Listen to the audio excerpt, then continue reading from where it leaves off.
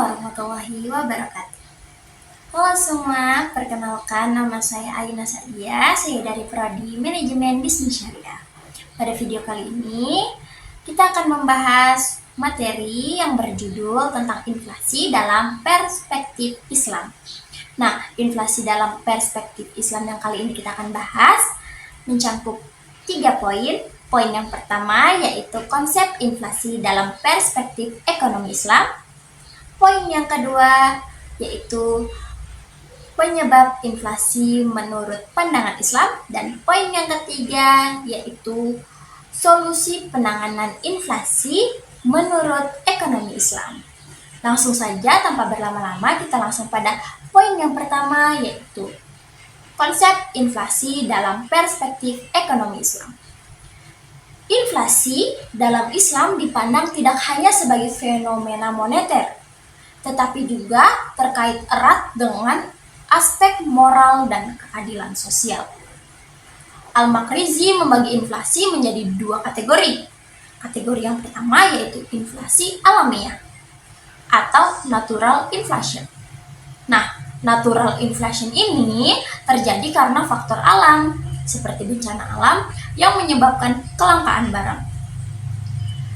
Dan pada kategori yang kedua yaitu inflasi karena kesalahan manusia atau disebut dengan human error inflation.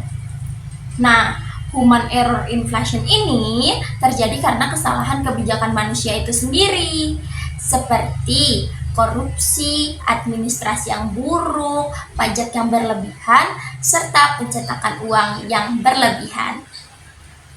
Selanjutnya kita bahas pada poin yang kedua, yaitu penyebab inflasi menurut pandangan Islam. Nah, penyebab inflasi menurut pandangan Islam yaitu ada 5.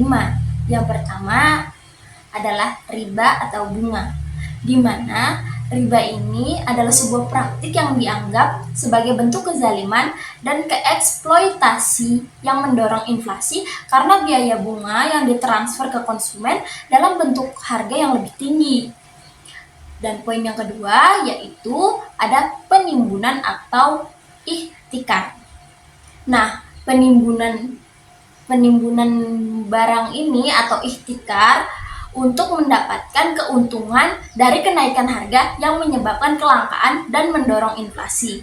Pada poin yang ketiga yaitu ada pencetakan uang berlebih, di mana pencetakan uang yang berlebih ini sangat tidak seimbang dengan pertumbuhan sektor real yang dapat menyebabkan inflasi.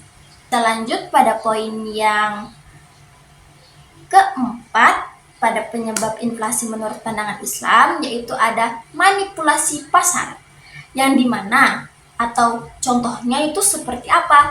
Nah, contohnya itu seperti monopoli, oligopoli, dan kartel yang menyebabkan distorsi harga pasar.